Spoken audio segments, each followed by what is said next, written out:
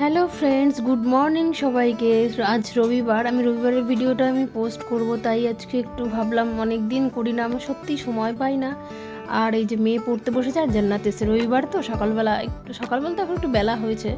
আর আমাদের চা হচ্ছে, দেখো ওর বাবা ডিউটি যাবে। আর এই যে আমার মেয়ে ঘুম থেকে উঠে দেখো চা বানাচ্ছে। আর আমি এখানে রেডি করেছি হচ্ছে আলু স্যান্ডউইচ করার জন্য, আলুটাকে তৈরি করলাম। আর মেয়ে আমাকে বললাম, বাবা একটু উঠে চা বানিয়ে দাও। তো উঠেই হাত ধুয়ে একটু চা করতে এসে চা বানাচ্ছে। আর আমি এখানে একটা চা বসিয়েছি, জলটা ও চা পাতা দিল। আর দেখো আমি রাইস ফ্রাই করেছে সুইট কর্ন দিয়ে, আর ভেজিটেবলস আরও ছিল, সবজি টবজি যা ছিল সব দিয়েই করেছে। ওটা খুব দারুণ বানাতে পারে। আমি বললাম তুমি একটু ওই রাতের ভাতটা ছিল তো, দুপুরবেলা খেতে বসলে না এই ভাতটা আর খাওয়া হবে না, ফ্রিজে থাকলে সেই ভাত শক্ত হয়ে যায়। তো সেটা ভাবলাম ফ্রাই করলে ওটা আবার ঠিক হয়ে যায়। তো বললাম ফ্রাই করো, হ্যাঁ এখন খাবো না, বেলায় খাবো, স্যান্ডউইচটাও বাবা খেয়ে যাবে।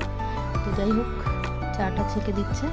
আর আমার ওর এই চা ছাকাটা দেখে আমার খুব ভয় লাগে, কি শক্ত করে ধরে কিনা সারাশিটা সেটা চিন্তা করি, পায়ে পড়ে না যায়। কিন্তু আসে সাহস করে, কোনোদিন কিছু করাইনি আমার মেয়েকে দিয়ে, প্রয়োজনও হয়নি কখনো, কারণ আমি হাউস ওয়াইফ ছিলাম। এখন যদিও বাইরে বেরোই, এত বছর আমার প্রয়োজন হয়নি। আমি সব ঘরে নিজেই কাজ করি, সমস্ত মেয়েকে দিয়ে কিছুই করাই না। আমার কিছু সময় হলে সময় বিশেষে শোকেসেও ভরে রাখি, কি করব। শোকেসটা আবার কিনেছে অনেক বড়, তো মেয়েকে মাঝে সাঝে একটু ভরে রাখি। তো বন্ধুরা, আমার ভিডিওটা তোমরা সবাই দেখো, একটু পাশে থেকো আমার, হ্যাঁ কেমন লাগে আমার ভিডিওগুলো জানিও। অনেকেরই খুব জ্বালা ধরে আমার মেয়েকে দেখলে, আমার মেয়ে মোটা, হাতি, এই সমস্ত কথাও শুনতে হয়েছে। শোকেসে ভরে রাখি আমার মেয়েকে, এই কথাও শুনতে হয়েছে, মানে এতটাই জ্বালা আমার মেয়ের সাথে, কি আর বলবো। হ্যাঁ, এই ভিডিওটা আবার কেন করলাম, অনেক দিন করাই হচ্ছে না, যে পান খেয়েছি, তো ভাবলাম একটু পান খাই না, মানে পাশে একটা আন্টি এসছে, জান্নাতের দিদা এসছে, বলছে পান খাবেন, একদিন গল্প করছিলাম, আমি আগে পান খেতাম, 2018 সালের কথা বলছি। হ্যাঁ, প্রচুর পান খেতাম। তো তখন আমি জর্দা দিয়ে পান খেতাম। আমি অসুস্থ হয়ে গেছিলাম কোনো কারণে। তো অনেক কিছু হয়েছে আমার জীবনে, অনেক কিছু হয়েছে, অনেক কিছু, সেগুলো বলার কথা না, এখন থাক, ওগুলো বলে আমি নিজের কোনো কিছুই খারাপ করতে চাই না, পুরোনো কথা। যাই হোক, তখন আমি টেনশানে জর্দা পান খেতাম, যত হাই পাওয়ারের জর্দা, কোনো জর্দা বাদ নেই যে আমি পান খাইনি সেটা দিয়ে। তো যাই হোক, এখানে আমি চিকেন রান্না করছিলাম, তো মেয়ে বললো আমি রান্না করবো চিকেন। তো বললো তুই কর। তো চিকেন রান্না করেছে, লবণ দেয়নি, ভুলে গেছে। রান্না রেডি হওয়ার পর দেখছে আমার মুখে আবার মাইক ধরেছে, পান খেয়ে কী বলছো, হাত দিয়ে মজা করছে আমার সাথে। বললাম মেয়েটা রাতের জন্য করে রাখি, চিলি চিকেন বানাবো।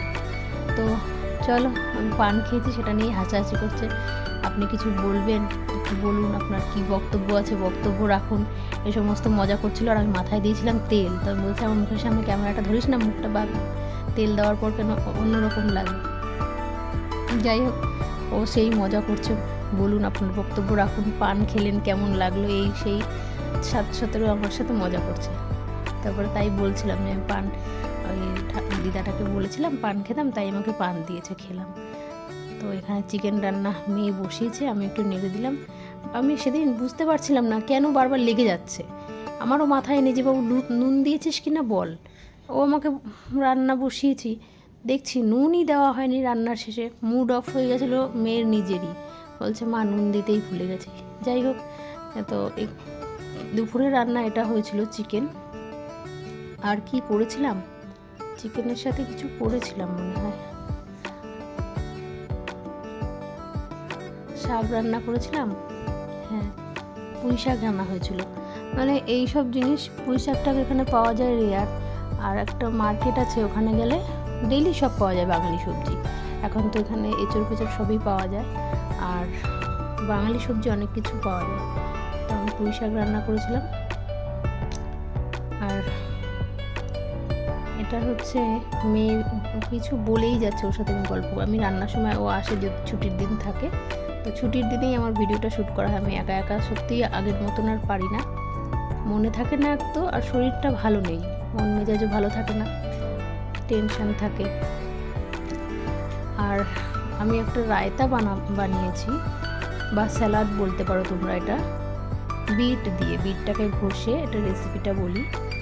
এটা তেলের মধ্যে ফোড়ন, শুকনো লঙ্কা, সর্ষে আর একটু কালো যে মুগ ডাল হয়, সেটা তোমরা কি বলো, কালো উড়দ ডাল বলি আমরা, কলাইয়ের ডাল ভাঙা, সেটাকে একটু শুকনো ফ্রাই করে নিতে হয় হালকা হালকা।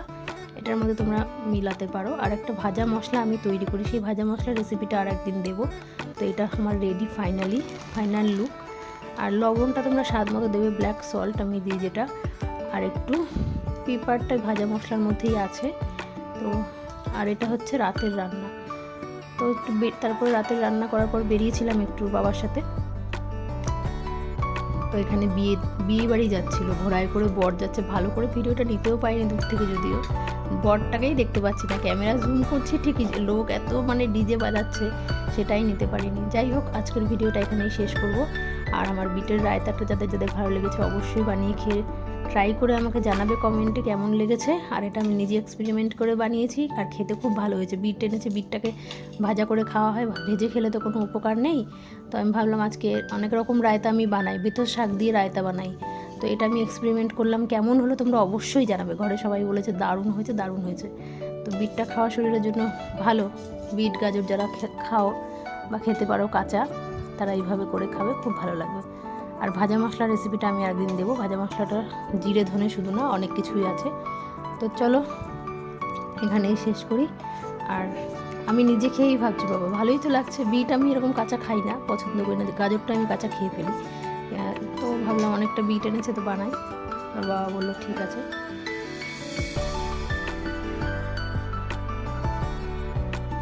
আর অনেক দিন পর ভিডিও করছি, তো তোমরা কেমন লাগে অবশ্যই জানাবে। টাটা সবাইকে, দেখা হবে নতুন কোনো ভিডিওতে।